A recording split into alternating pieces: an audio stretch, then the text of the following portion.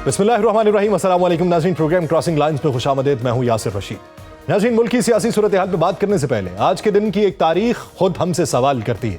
27 दिसंबर वो दिन जब रावलपिंडी के लियाकत बाग में दहशतगर्दों ने सिर्फ बेनजीर भुट्टो को ही नहीं बल्कि जमहूरियत को भी निशाना बनाया। एक ऐसी खातून रहनुमा जिन्होंने सियासत इक़्तिदार से नहीं कुर्बानी से सीखी। एक ऐसी खातून रहनुमा जो ज़ियाउल हक के मार्शल लॉ में अपने वालिद जुल्फ़िकार अली भुट्टो को कैद में देखती हैं और वहीं से मज़ाहमत उनकी शनाख्त बन जाती है। जिला वतनी के बाद वतन वापसी, अवाम का समंदर और फिर मुस्लिम उम्मा की पहली खातून वज़ीर आज़म, ये सब किसी इत्तफाक का नतीजा नहीं था। इक़्तिदार हो या अपोजिशन, उन्होंने मफाहमत को तसादुम पर तरजीह दी, इसीलिए मिसाके जमहूरियत मुमकिन हुआ। आज उनके यौम शहादत पे हम उन्हें खिराज अकीदत पेश करते हैं। और अब आते हैं अपने आज के मौजू की जानिब। लाहौर के सर्द मौसम में वाज़े सियासी हलचल दिखाई दे रही है।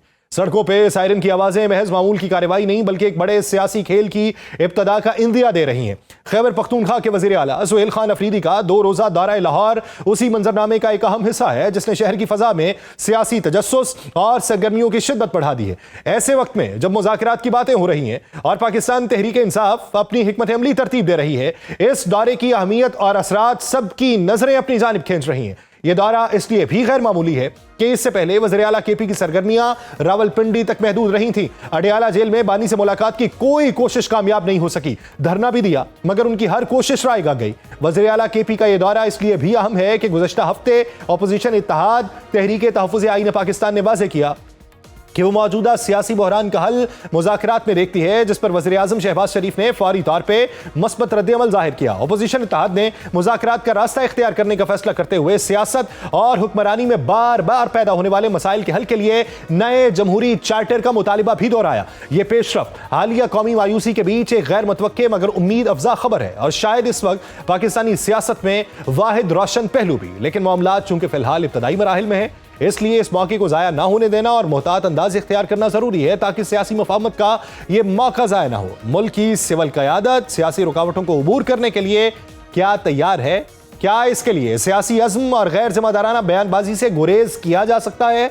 इस पस मंजर में पाकिस्तान तहरीक इंसाफ के तर्जुमान शेख वकास अकरम का यह बयान कि पार्टी खान के हुक्म पर मुज़ाकरात से दूर रहेगी, यह दर हकीकत उनकी अपनी जमात के लिए मसाइल भी पैदा कर सकता है। बानी की बहनों और दूसरे रहनुमाओं की जानिब से मोहतात बयानबाजी ही मुज़ाकराती अमल की कामयाबी की जमानत है। बानी ने हाल ही में अपोजिशन रहनुमा महमूद खान अचकज़ई और अल्लामा राजा नासिर अब्बास के लिए एतमाद और एहतराम का इजहार किया था, जो पाकिस्तान तहरीक इंसाफ के अपोजिशन लीडर के नामजद उम्मीदवार भी हैं। मुबस्सरीन का यह कहना है कि इन रहनुमाओं को मुफाहमत की कोशिश करने दी जाए क्योंकि ये तजर्बाकार है और सियासी तनाज़ात को मुज़ाकरात के जरिए हल करने का बेहतर तजर्बा रखते हैं। यूं लाहौर की फजा में सिर्फ सर्दी नहीं है, सियासत की हिद्दत भी महसूस की जा रही है। सवाल यह नहीं कि वज़ीर आला केपी लाहौर के दौरे पर क्यों आए, असल सवाल यह है कि आया ये दौरा मुज़ाकरात के अमल को मुतासिर करेगा या एहतजाज की नई लहर को जन्म देगा। जवाब अगले चंद रोज में मिल जाएगा। इसी मंजरनामे में बात करेंगे। हमें ज्वाइन किया है अपोजिशन असम्बली मोइन रियाज कुरैशी साहब ने। कुरैशी साहब, बहुत शुक्रिया आपके वक्त का। कुरैशी साहब, मेरा सवाल ये है कि वज़ीर आला केपी लाहौर के दौरे पे हैं। अब पंजाब के दौरे में बातें भी मंजर-ए-आम पे आई कि शाह महमूद कुरैशी साहब के अहले खाना से मुलाकात भी हुई और उस मुलाकात में कुछ तल्ख बातें भी हुई। एक तरफ ये कहा गया कि मुज़ाकरात करने वाला गद्दार बनेगा, खान ने ये कहा है। दूसरी तरफ ये कहा गया कि कुर्बानी जो है पंजाब दे रहा है और पंजाब से गिरफ्तारियां, केपी से कितनी गिरफ्तारियां हुई। आप ये बताइए कि क्या वाकई मुज़ाकरात हो रहे हैं या फिर ये तासुर है जो किसी दीवाने ज़हन की इख्तरा कहा जा सकता है? आपने बहुत जेन्युइन सवालात किए जो आजकल हर किसी के जहन में है। देखिए जी, मैं इसमें बिलीव करता हूँ कि actions speak louder than words. मुझे ये बताइएगा कि एक सूबा केपी के जो एक सेंसिटिव आपका प्रोविंस है, उसका चीफ एग्जीक्यूटिव, उसका चीफ मिनिस्टर पंजाब में आता है, स्टार्टिंग फ्रॉम अटक टिल ठोकर न्याज बेग, उसके राह के अंदर तरह तरह की रुकावटें खड़ी की जाती हैं। क्या ये हम अपना डायलॉग के लिए माहौल बना रहे हैं? उसी सूबे का प्रोविंस चीफ मिनिस्टर अपनी कैबिनेट के साथ, अपने एमपीएस के साथ पंजाब असेंबली में आता है। डिप्टी स्पीकर ऑफ केपी के प्रोविंस आती है, उनको गेट के अंदर नहीं दाखिल होने दिया जाता। और फिर जब वो दाखिल भी होते हैं तो इस किस्म के अपना यूट्यूबर्स और लिफाफा जो जर्नलिज्म के थ्रू उनसे बिलो द बेल्ट सवालात किए जाते हैं और फिर उनके एमपीएज को, उनके प्रोविंशियल मिनिस्टर्स को, उनके एमएनएज को वहां पर मैन हैंडल किया जाता है। क्या आप ये मुज़ाकरात के लिए राह हमवार कर रहे हैं? क्या आप Imran Khan chairman of the party जो है उसके nominated leader of the opposition in national assembly and senate, जिन्होंने के मोर देन रिक्वायर्ड सिग्नेचर्स के साथ स्पीकर और चेयरमैन सेनेट के पास पेपर्स जमा कराए हैं, आप उनको उनके कॉन्स्टिट्यूशनल राइट से डिप्राइव कर रहे हैं? क्या आप मुज़ाकरात के लिए राह हमवार कर रहे हैं? आप मुझे खुद बताएं कि government has to take an initiative. जिस दिन चीफ मिनिस्टर साहब ने आना था पंजाब, एक रात पहले से गिरफ्तारियां शुरू, चादर चार दीवारी को पामाल किया इन्होंने। अच्छा को गिरफ्तार कुरैशी साहब, आपका जो मौकिफ है वो 100% दुरुस्त। अच्छा, सीएम केपी का पंजाब आना, क्या हम इसे मुज़ाकरात का दौर कह सकते हैं कि उनकी तरफ से कोशिश थी, या फिर उनकी इंटेंशंस ऐसी थी नहीं, ये फैसला हुकूमत नहीं करना था? देखिए सर, मैं इसमें बड़ा क्लियर एक बात बताऊं आपको, वेरी क्लियर, जी, कि मुझ समेत पीटीआई का चाहे कोई छोटा लीडर है, कोई बड़ा लीडर है, ये इमरान खान साहब के बगैर हम सारे सिफर हैं, हम सारे जीरोज हैं। जब तक जीरो सिफर के साथ एक नहीं लगता, सिफर की अहमियत सिफर रहती है, और वो एक है इमरान खान। ठीक है। जब तक ये इमरान खान साहब को लूप में नहीं लिया जाएगा for any kind of negotiations, तब तक ये सब फजूल है। Number one. नंबर टू, आपने कहा कि सीएम केपी के साहब का पंजाब में आना, सर मैं फिर कहूंगा कि क्या जिन लोगों का बार बार जिक्र हो रहा है, जो कोट लखपत के अंदर मौजूद हैं, चाहे वो बेगम यास्मीन राशिद साहिबा हैं, चाहे वो महमूद रशीद साहब हैं, चाहे चौधरी इजाज साहब हैं, चाहे उमर सरफराज चीमा साहब हैं, चाहे शामूद साहब हैं, उनको हर महीने 10-10 साल की सजा देना, क्या उससे आप राह हमवार कर रहे हैं मुज़ाकरात की? आप तो चाह रहे हैं कि वो सारे आए, आकर खान से बात करें। शाह महमूद साहब, जिनके तकरीबन सारे केसेस खत्म हो गए हैं, उनकी बेल की एप्लीकेशन लगी हुई है, आप उनके पेपर्स ही कोर्ट में जमा नहीं करा रहे।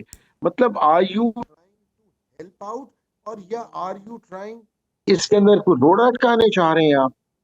मैंने आपसे एक बड़ी सिंपल लॉजिकल गुफ्तगू की है, और इस लॉजिकल गुफ्तगू का जवाब तो हुकूमत का नुमाइंदा ही दे सकता है। हमारी कोशिश थी चौधरी मोहम्मद साकिब साहब हमारे साथ मौजूद होते, लेकिन कुरैशी साहब, मेरा एक सवाल है। एक बुनियादी तौर पे तासुर उभरा कुरैशी साहब के शाह महमूद कुरैशी साहब जो हैं वो मुख्तलिफ मुकदमात के अंदर उनको जमानतें मिल रही हैं, वो उसके अंदर शामिल नहीं हो रहे, और उनका नाम बीच में से निकल रहा है कि शायद एक मुज़ाकराती दौर जो है वो बहाल होने जा रहा है, शायद कोई मुफाहमत की राह निकल आएगी। यही तासुर था, और इसके ऊपर गुफ्तगू जो थी वो इशारों किनायों के अंदर होती रही।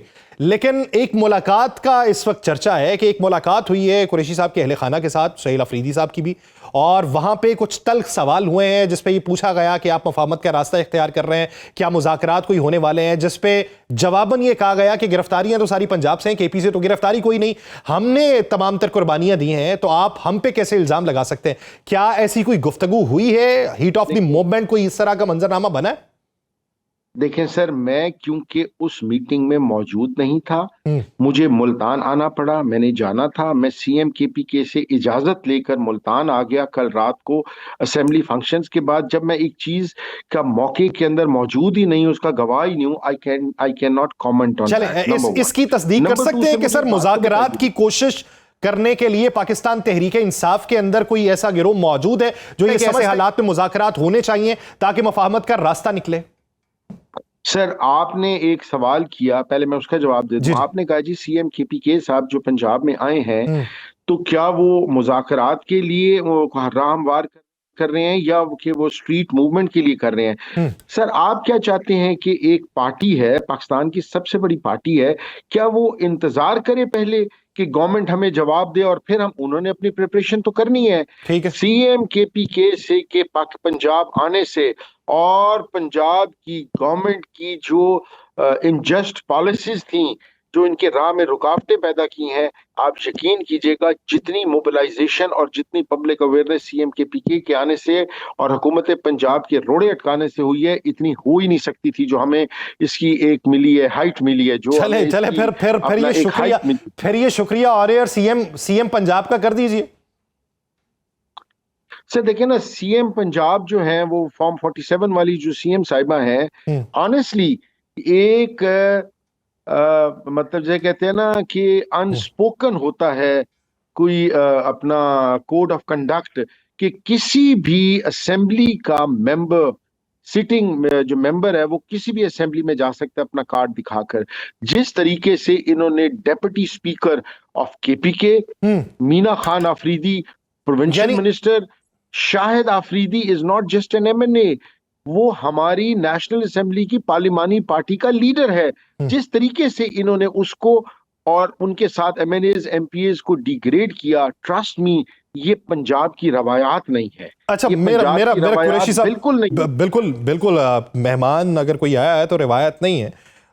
इंटेंशंस जो हैं वो दोनों अतराफ की वो भी मलहूज़े खातिर रखी जानी चाहिए। कुरैशी साहब, मेरा एक सवाल है कि हर पार्टी के अंदर मुख्तलिफ नज़रियात के लोग होते हैं, उनकी तरजीहात मुख्तलिफ होती हैं, लेकिन फ़ैसला तो पार्टी की क़यादत नहीं करना होता है। लेकिन क्या आप समझते हैं कि पाकिस्तान तहरीक इंसाफ के अंदर ऐसा गिरोह मौजूद है जो ये समझता है मफाहमत का रास्ता इख्तियार करना चाहिए, और दूसरी तरफ पाकिस्तान मुस्लिम लीग नून के अंदर भी ऐसा गिरोह मौजूद है जो ये समझता है कि मामला अफ़हाम व तफ़हीम से हल हो तो बेहतरी हो सकती है, लेकिन वहां पे कोई ना कोई और रोड़े अटका रहा है जिसकी वजह से ये ऊंट किसी करवट नहीं बैठ रहा? देखिए सर, मैं फिर उसी बात को रिपीट करूंगा कि मुझ समेत हर पार्टी का जो लीडर है, अपना पीटीआई की जो लीडरशिप है, वो तमाम खान के बगैर जीरोस हैं। खान वन है और हम जब तक हमारे साथ वन नहीं लगेगा हमारी कोई अहमियत नहीं है। सर बात यह है, मुज़ाकरात के लिए कोई राह हमवार करनी पड़ती है, आपको एक स्टेप पीछे आना पड़ता है, आपको अपने बॉडी जेस्चर से, अपने अल्फाज के जेस्चर से ये इंप्रेशन देना पड़ता है कि भाई हम बैठना चाहते हैं। जहां जेस्चर हो कि सीएम केपीके के साथ जो पंजाब असेंबली में हुआ वो कुछ जलसा नहीं था, वो कोई मॉल रोड के ऊपर फंक्शन नहीं था, वो एक सिक्लूडेड सी प्रेमिसेस के अंदर था, फंक्शन था। वो भी जब इनसे बर्दाश्त नहीं हुआ, सर मैं फिर आपको यहाँ ये कहूंगा कि कई दफा मैं आपको तारीख अगर आप पढ़ें तो आपको पता चलेगा जो मैं बात कर रहा हूँ, I can back my argument with historical facts कि कई दफा लोग होते हैं नीचे जो मोर क्रिश्चियन देन द पोप होते हैं, जो शाह के शाह से ज्यादा वफादार होते हैं। मैं आपकी बात कुरैशी साहब मानता हूं, ना मैं उस सवाल को जस्टिफाई कर सकता हूं, ना उसकी तकलीद कर सकता हूं जो सवाल पूछे गए, ना मैं उसकी हिमायत कर सकता हूं जो वजीर साहब की तरफ से जवाब दिया गया कि मैं फिर उसका तज़किरा करूं। हाँ, मैं उसकी बात जरूर करता हूं जो सवाल वज़ीर आला केपी से किया गया कि आप लाहौर से क्या सीख के जाएंगे, तो उन्होंने जो दर्द बयान किया मैं उसको समझ सकता हूं कि वो मुहज़्ज़ब दायरे के अंदर सवाल था या मुहज़्ज़ब दायरे के अंदर जवाब था। लेकिन अगर कोई उकसाना चाहे और उसके उकसाने पे जवाब फिर उस तरह का निकले तो वो भी फिर सर जस्टिफाई नहीं करता दोनों अतराफ से। सर अब अपना यासिर साहब, विद ड्यू रिस्पेक्ट, जी सर, आप अपने आप को उन मिनिस्टर्स और उन एमएनएज के शूज में डाल के देखें जो सुबह 10 बजे से निकले हैं पिशावर से, और हर स्टेशन के ऊपर उनके लिए रुकावटें खड़ी की गई, उनको पानी तक नहीं दिया गया, उनके लिए होटल्स बंद करा दिए गए, और जब वो असेंबली के करीब पहुंचे उनको धक्के दिए गए। आप यकीन करें, प्रोविंशियल मिनिस्टर है मीना खान अफरीदी साहब, मैंने खुद जाके उनका बाजू देखा, उनका बाजू बिल्कुल फिस गया हुआ था, उनके ऊपर इतने लोगों ने चढ़ाई की। इंसान है, उस फेज ऑफ माइंड के अंदर जब उससे एक इंतहाई इरिटेटिंग किस्म का सवाल किया जाए तो सर इंसान तो है, अगर उसने जवाब दिया तो हम बजाय ये कि जो तमाम पीछे से बैकग्राउंड है उसको भूलकर उसके जवाब की तरफ चल पड़े, जिन्होंने प्रोवोक किया है, जिन्होंने उसको इस जवाब जिन्होंने उसको इस फेज ऑफ माइंड में लेकर आए हैं कि वो एक किस्म का वो इरिटेटेड था। तो मैं वैसे ये मुझे ऑनेस्टली नहीं समझ आ रही मैं इसका क्या जवाब दूं आपको। चल मैं सर, अगर मेरे सवाल से आपको कोई दिल आजारी हुई है तो मैं माजरत खाऊं, लेकिन एक वक्त था कि खान को गोलियां लगी थी और लोग ये कहते थे कि ये ढोंग रचाया जा रहा है। तो खान ने कभी उकसाने के ऊपर तब भी ऐसा कोई जवाब नहीं दिया था। तो मैं तो उस तनाजुर के अंदर ये बात कर रहा हूं कि अगर लीडर की तकलीद करनी है तो कम से कम मैं आपकी बात बजा मानता हूं कि जो हुआ गलत हुआ, लेकिन इस तरह का वो जवाब भी मुनासिब नहीं था। सवाल को तो मैं वैसे ही उसके हक की बात नहीं ना कर रहा कि वो तो तहजीब के दायरे के अंदर नहीं होगा, लेकिन जवाब के हवाले से मुझे जो एतराज था वो मैंने आपके सामने रख दिया। अगर दिल आजारी होती है तो मैं माजरत कर लेता हूँ। नो नो नो, अपना देखिए यासिर साहब, आपने बहुत सही तरीके से इसको आपने नरेट किया है। Sir, in the assembly gates beat reporters नहीं अलाउड थे। जब चीफ मिनिस्टर उतरा है तो 100-150 ऐसे लोग, ऐसे जिन्होंने कैमरेज हाथ में पकड़े हुए थे, जो जर्नलिस्ट अपने आप को कह रहे थे, जो यूट्यूबर्स कह रहे थे, वो असेंबली के अंदर आ गए। How were they allowed? How were they allowed? Who gave them the permission? It was all planned. It was all planned. अब मैं यही तो कह रहा हूं ना कि ये कोई लोग हैं more Christian than the pope, शाह से ज्यादा शाह के वफादार, जो इसको शाह की वफादारी और शाह का अपना वो कहते हैं ना इकबाल बुलंद हो, ये करते करते चले उम्मीद करते हैं कि दोनों अतराफ में सियासी मामलात के अंदर, सियासी पार्टीज के नजरियात के हवाले से अगर कोई इख्तलाफ है तो वो इख्तलाफ किसी मेज़ के ऊपर हल होने चाहिए, सड़कों के ऊपर नहीं हल होने चाहिए। ये सियासत है। सियासत में परागंदा करने की जो सूरत हाल जिसने भी अपनाई, वो किस हद तक सियासत को इसी तरीके से दवाम दे लेगा। माजी में ये तजर्बात होते रहे हैं, हाल के अंदर हो रहे हैं। मुस्तकबिल के अंदर अगर अफ़ाम व तफ़हीम से मामलात हल हों तो ऐसी सोच को परवान चढ़ना चाहिए जो अफ़ाम व तफ़हीम की हामी हो। बहुत शुक्रिया मोइन रियाज कुरैशी साहब इस हवाले से अपना वक्त देने के लिए। नाज़रीन, दीगर मंजरनामे पर बात करेंगे एक शॉर्ट ब्रेक के बाद। कहीं नहीं जाइएगा, स्टे विद अस। नाज़रीन, नए साल की आमद से कबल कल अदम जमात तहरीक तालिबान पाकिस्तान की जानिब से सामने आने वाली तंजीम नौ महज एक रिवायती ऐलान नहीं बल्कि दर हकीकत ये खतरे की घंटी है। यह ऐलान ऐसे वक्त में किया गया जब पाकिस्तान और अफगानिस्तान के दरमियान ताल्लुकात एक नाजुक तवाजुन पे खड़े हैं। जंगबंदी कायम है मगर एतमाद नहीं। सरहद के उस पार शिद्दत पसंद गिरोह, अमरीकी असलहे की दस्तयाबी और बदलती हुई जंगी तकनीक इस पूरे खित्ते को एक नए अदम इस्तेहकाम की तरफ धकेल रही है। ऐसे माहौल में टीटीपी की ताज़ा तंजीम साजी को नजरअंदाज करना मुमकिन नहीं है। इस बार तंजीम साजी में सबसे ज्यादा तवज्जो फजाई फोर्स के कयाम ने हासिल की है। बज़ाहिर ये एक लफ्जी इजाफा लगता है मगर जमीनी हकायक इसे महज अलामती नहीं रहने देते। खैबर पख्तूनख्वा पुलिस के 2025 के एदाद शुमार के मुताबिक सूबे में शिद्दत पसंदों की जानिब से 54 ड्रोन हमले किए जा चुके हैं, जिनमें सबसे ज्यादा वाकयात शिमाली वजीरिस्तान और बन्नू में पेश आए। यह एदाद शुमार खुद इस बात का ऐलान है कि जंग का अंदाज बदल चुका है। अब बारूद से भरी गाड़ियां या पैदल खुदकुश हमलावरों की बजाय आसमान से आने वाला खामोश खतरा ज्यादा मौसर साबित हो रहा है। कुछ माहिरीन का ख्याल है कि इस ऐलान का मकसद अस्करी ताकत से ज्यादा नफ्सियाती बरतरी हासिल करना है, मगर यह भी एक हकीकत है कि खित्ते में मुसल्लह गिरोहों के फजाई हमलों का तारीखी तजर्बा हासिल रहा है। सोवियत यूनियन के खिलाफ जंग में मिसाइलों के जरिए तैयारी गिराने की मिसालें आज भी सिक्योरिटी हल्कों के हाफजे में ताजा है। इस पस मंजर में ड्रोन टेक्नोलॉजी का शिद्दत पसंदों के हाथ लगना पाकिस्तान के लिए एक संजीदा चैलेंज बन चुका है, क्योंकि यह रिवायती सिक्योरिटी इंतजामात को गैर मुअस्सर बना देता है। तंजीम साजी में कश्मीर को एक अलग सूबे के तौर पर शामिल करना भी इत्तफाक नहीं है, अगरचे यह वाज़ेह नहीं कि इससे मुराद कौन सा कश्मीर है, मगर इसे शिमाली जोन में शामिल करके गिलगित बल्तिस्तान और मालाकंड के साथ जोड़ना इस बात की अलामत है कि टीटीपी अपने बयानिए को जुग्राफियाई वसअत देना चाहती है।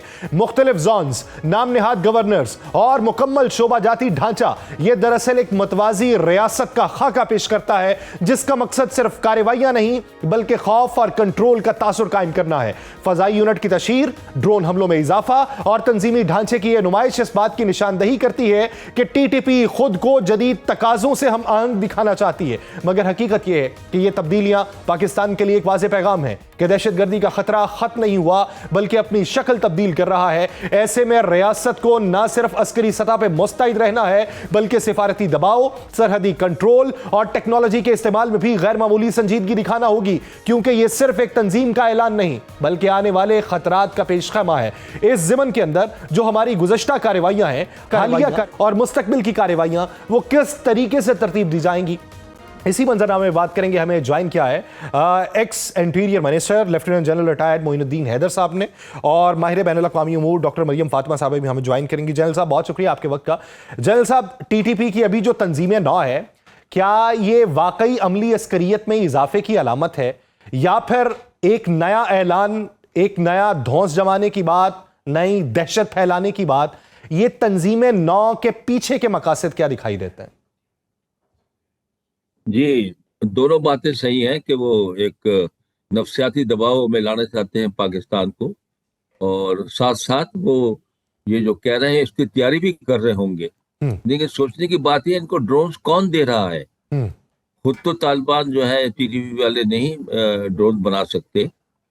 तो ये अगर पता चल जाए कि किस मुल्क से ड्रोन आ रहे हैं, तो ये इसका मतलब ये है कि वो मुल्क जो है, हिंदुस्तान जो बैक में इसके है, क्या वो दहशतगर्दी फैलाने में इक्वली मुलव्विस है?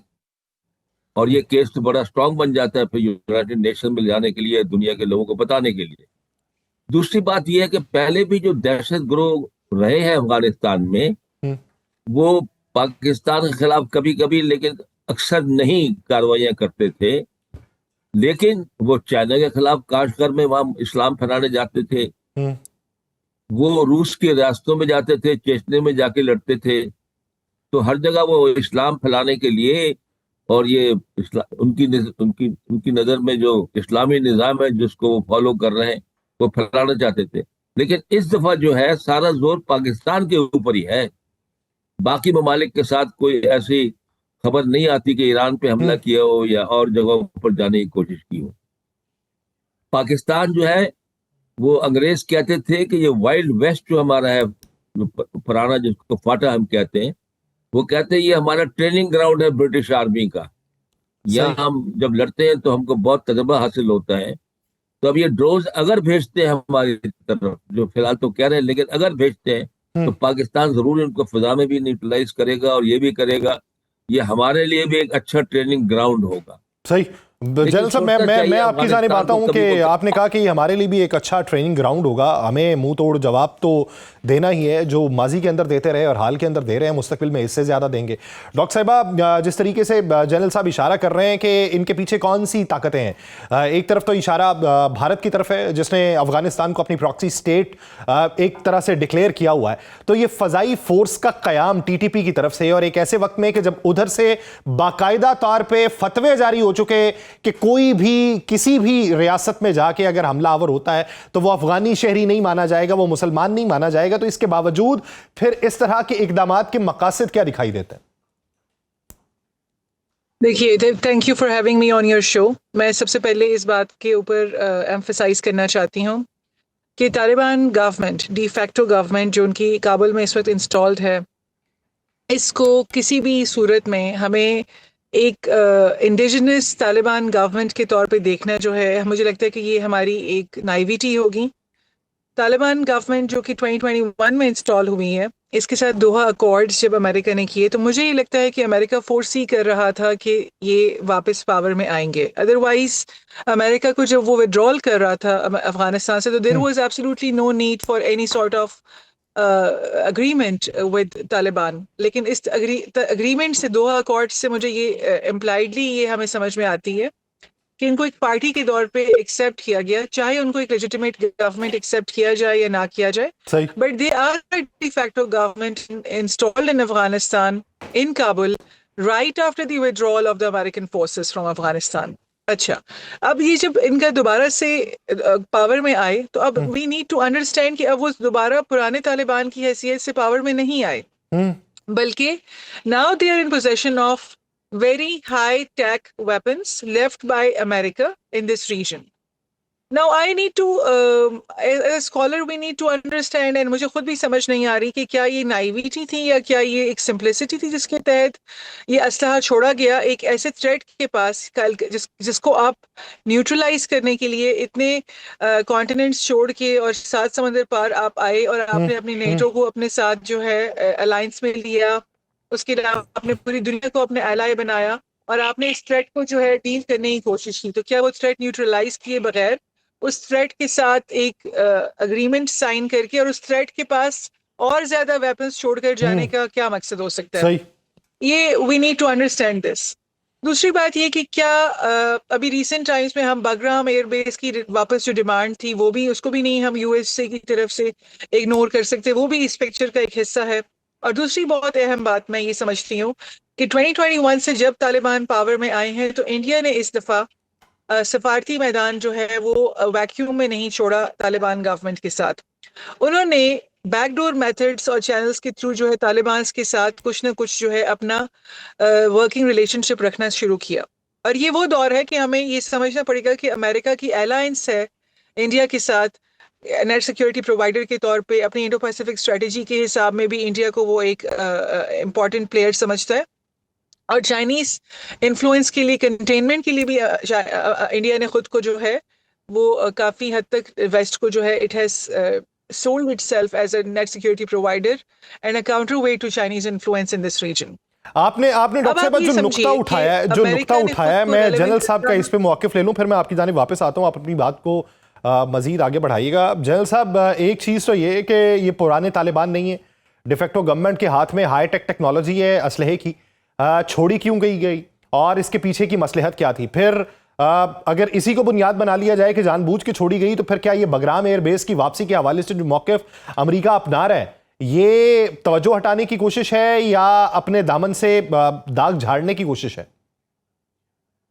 अगर कोई दोहा मुज़ाकरात में कोई ऐसी अंडरस्टैंडिंग थी कि बगराम बेस जो है जहाँ इनके हथियारों के जखीरे भी हैं, तो वो जो है एट सम स्टेज ये वापस क्लेम करेंगे और वहां पर एक मायदे के तहत वहां आएंगे, तो उसका हमें इल्म नहीं है, कोई खुफिया कोई इसके अंदर शिक थी तो।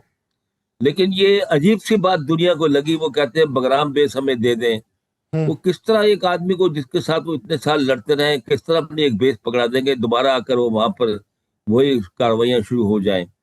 दूसरा ये है कि ये एक जो अफगान हुकूमत है, डिफेक्टो हुकूमत जो है, वो उसके हदूद में उसकी जमीन पे बैठ के ये बोले कि हम दहशत ग्रुप हैं और हम अभी एयरफोर्स अपनी बनाएंगे और ड्रोन लाएंगे और हम आस पास के मुल्कों को हम हमले करेंगे।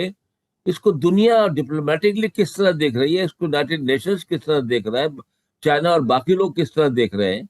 आज हमारे साथ कर रहे हैं, कल औरों के साथ भी करने की कोशिश करेंगे। तो अफगानिस्तान को समझना चाहिए कि लोग जो उनको समझ बाग दिखा रहे हैं कि हम आपको वाया ईरान एक नया रूट बना देंगे और आपके जो सप्लाईज है सारी जो पिछले 100 सालों से उससे भी ज़्यादा कराची पोर्ट से जाती है, सी पोर्ट से, वो वहाँ से आ जाएंगी। कभी वो उनको कोई और अपना देते हैं कि यहाँ पर हम रोड आपके थ्रू निकाल के सेंट्रल एशिया ले जाएंगे। ये तो पिछले 20-25 साल से हम ये सुनते चले आ रहे हैं कि अफगानिस्तान ने एग्री कर लिया कि जी हाँ हम ट्रांजिट फीस हमें दें और यहाँ से रास्ते निकाल के ले जाए सेंट्रल एशिया को। But this is not happen. और भी फैक्शंस हैं जो अपना हिस्सा मांगते हैं उनसे, तो ये फाइनलाइज नहीं होता। लेकिन ये इस्तेमाल कर रहे हैं इस बात को। और दूसरी बात ये है कि इनको सोचना चाहिए कि हमारे साथ इनके बहुत पुराने दरीने रिश्ते हैं, उनको इस तरह कमजोर नहीं किया जा सकता बॉर्डर बंद करने से और इस किस्म का सख्त एटीट्यूड इख्तियार करने से, सख्त मौक़िफ़ अपनाने से, सरफ़े नज़र करने से या उसे दीगर मामलात में उलझाने से मामलात हल नहीं होंगे, वो मज़ीद दगरगूं सूरत हाल इख्तियार कर जाएंगे और ये अफ़गानिस्तान के हक़ में ज़्यादा बेहतर नहीं होगा। बॉर्डर बंद करने से जो ख़राब हुए हैं उसी पे मज़ीद बात की जाएगी। जनरल साहब और डॉक्टर साहब हमारे साथ ही मौजूद हैं। नाज़रीन, एक ब्रेक के बाद वापस आते हैं। बॉर्डर की बंदिश पे नुकसान किसका ज़्यादा है और ये हठधर्मी जो है ये किसको किस समत को लेके जा रही है, इस पे बात होगी। ब्रेक के बाद खुशामदीद। नाज़रीन, पाक अफगान सरहद की बंदिश बज़ाहिर एक मामूली इंतजामी फैसला दिखाई देती है, मगर इस फैसले ने सरहद के दोनों जानिब एक खामोश मगर गहरी हलचल पैदा की है। पाकिस्तान की जानिब से किए गए रेगुलेटरी इकदाम और सरहदी निगरानी ने न सिर्फ मुनशियात, असलहे और गैर दस्तावेजी ईंधन की स्मगलिंग के रास्ते मसदूद कर दिए हैं, बल्कि फितना उल खवारिज की दरअंदाजी पर भी कारी ज़रब लगाई है। जब यह फैसला किया गया तो माहिरीन खबरदार कर रहे थे कि पाकिस्तान पर भी इसके असरात मुरतब होंगे, तजारत मुतासिर होगी, रियासत को भारी मुआशी कीमत चुकाना पड़ेगी। मगर जमीनी हकायक ने रफ्ता रफ्ता उस बयानिए को तब्दील किया। ना सिर्फ ये कि पाकिस्तान किसी बड़े नुकसान से बचा रहा, बल्कि दस्तावेजी ईंधन पर महसूलात की वसूली के जरिए सिर्फ 3 माह में तकरीबन 120 अरब रुपए का गैर मुतवक्के फायदा सामने आया।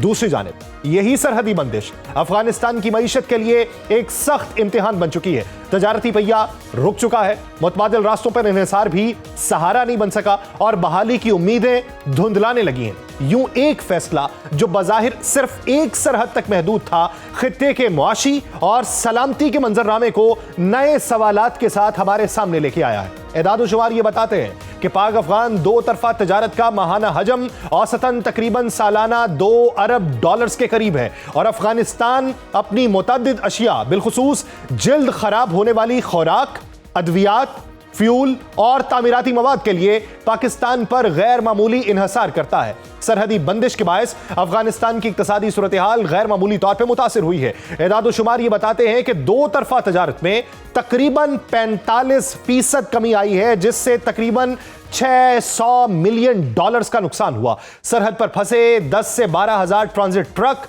$205 मिलियन के बराह रास्त नुकसान का बायस बने, जबकि महसूलात में मजीद $200 मिलियन की कमी देखने में आई। ज़रई शोबे में भी शदीद नुकसान हुआ क्योंकि ताजिरों को अशिया की खराबी, स्टोरेज और पार्किंग के इजाफी अखराजात की मद में तकरीबन $2.5 मिलियन का बोझ उठाना पड़ा। अंगूर, अनार और खुश्क मेवाजात जैसी जल्द खराब होने वाली बरामदात में $50 मिलियन का नुकसान रिकॉर्ड हुआ और पाकिस्तानी मंडियों तक रसाई की कमी ने देही आमदनी को 15 से 20% तक कम कर दिया है। तवील तजारती रास्तों के बायस माल बर्दारी के अखराजात में 50 से 60% इजाफा हुआ, जिससे पैक शुदा खुराक, अद्वियात और तामीराती सामान की कीमतों में गैर मामूली इजाफा हुआ। दूसरी जानिब अफगान सारिफीन की कुव्वत खरीद में भी नुमाया कमी वाक़ हुई है। पाकिस्तान पर भी दो तरफा तजारत बंद होने के मनफी असरात मुरतब हुए हैं, लेकिन यह अफगानिस्तान की निस्बत ना होने के बराबर है, या यूं कह लीजिए कि पाकिस्तान को फायदा ही हुआ। सरहद की बंदिश से पाकिस्तान की मजमूई सालाना बरामदात में सिर्फ 0.5% की मामूली कमी आई और रास्ते में फंसने वाले सामान से बरामद कुनिंदगान को महदूद माली नुकसान हुआ। दूसरी जानिब सिक्योरिटी के हालात बेहतर हुए, जबकि सरहदी कंट्रोल ने मुनशियात और असलहे की स्मगलिंग के रास्तों को मुनक़ता कर दिया है, जिससे अस्करियत पसंद नेटवर्क्स की माली मुआवनत महदूद हुई है। यूं तवील सरहदी बंदिश ने अफगानिस्तान पर शदीद इक्तसादी दबाव डाला, जिससे तजारती महसूलात में कमी हुई, अफरात ज़र के बढ़ने के असरात और बेरोजगारी में इजाफा देखने में आया।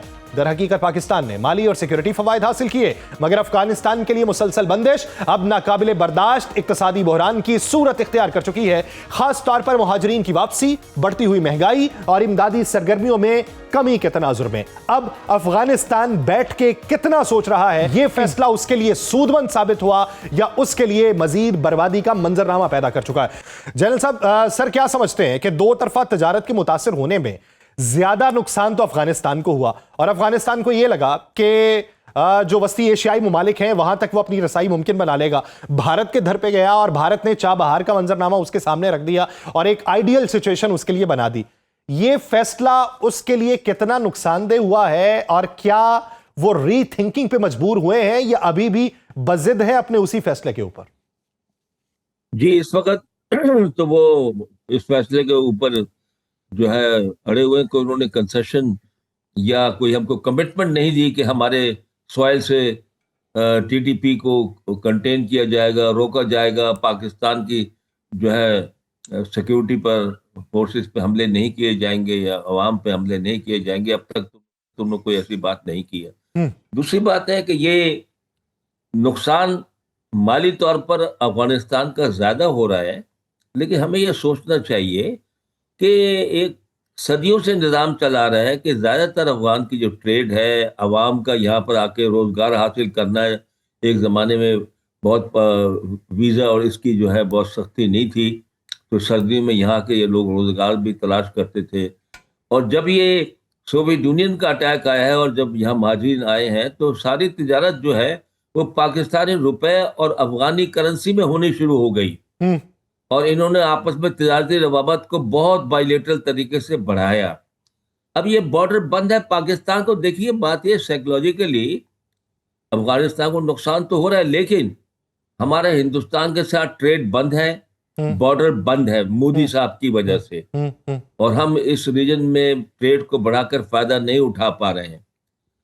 ईरान को ऊपर सैंक्शन लगी हुई है, वहां से खुले आम ट्रेड नहीं हो सकती, वहां से भी ऑयल की स्मगलिंग ज्यादातर अफगानिस्तान से नहीं होती बल्कि ईरान से होती है, तो उनके साथ भी खुले ट्रेड नहीं है कर सकते हम। अब ये तीसरा बॉर्डर है हमारा जो जमीनी, तो इसको भी अगर हम बंद रखें तो इसमें मतलब साइकोलॉजिकली पाकिस्तान के लिए भी अच्छा नहीं है। रास्ते खोलना ज्यादा अहम है बंद करने से। लेकिन जनरल साहब यहाँ पे एक सवाल है कि गारंटर यहां पे उसको सेफ पैसेज बनाने के लिए तो अफगान हुकूमत होनी चाहिए ना, दो तरफा सिक्योरिटी ताउन होना चाहिए। क्या एक तरफा हमारी ही जिम्मेदारी है कि हम ही वो सिक्योरिटी जो है वो भरपूर रखें? क्या हमारे ऊपर ही है कि हम ही लाशें उठाते रहें और इसी तजारत के रास्ते से दरअंदाजियां होती रहें? अगर वो एश्योरिटी नहीं देते तो फिर पाकिस्तान के पास ऑप्शन क्या यही होना चाहिए कि बॉर्डर खुला रहे? देखिए साहब, बॉर्डर तो अक्टूबर से बंद है और कई हफ्ते उसको हो गए हैं, लेकिन दहशतगर्दी फिर भी हो रही है। हालांकि बाढ़ भी लगी हुई है, बॉर्डर भी बंद है। इसका मतलब कुछ दहशतगर्द पहले से पाकिस्तान में मौजूद हैं और कुछ कहीं से बॉर्डर के नीचे जो है हमारी लगी हुई फेंस उसको तोड़ के उस पर सारी जगह तो सर्विलेंस लोग नहीं बैठे हुए पाकिस्तान की फोर्सेस, तो वो निकल आते हैं इक्का दुक्का चार पर इकट्ठे होकर हमले करते हैं।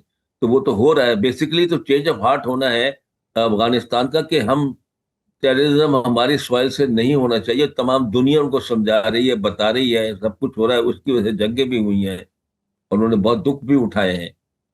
लेकिन अभी उनको ये बात सोचने की जरूरत है कि एक ट्रेडिशनल तरीका जो चला आ रहा है अंग्रेजों के जमाने से पहले से, कि कराची सी पोर्ट से सारी सप्लाई जाती थी और हर जगह पाकिस्तान ने एक जमाने में इनको तोरखम के अलावा गुलाम अली और दूसरे इलाकों से भी अपने सामान लाने की और यहाँ से सामान ले जाने की सहूलतें मुहैया की थी ट्रेड बढ़ाने के लिए। लेकिन तालिबान मुझे समझ नहीं आती कि क्यों नहीं वो एक सख्ती के साथ बयान देते कि हम इनको कोशिश करेंगे उखाड़ने की, बल्कि ये कहे अगर वो कहते हैं कि जी हमारे पास इतनी कैपेबिलिटी नहीं है, तो वो पाकिस्तान से क्या आइए हमारी मदद कीजिए।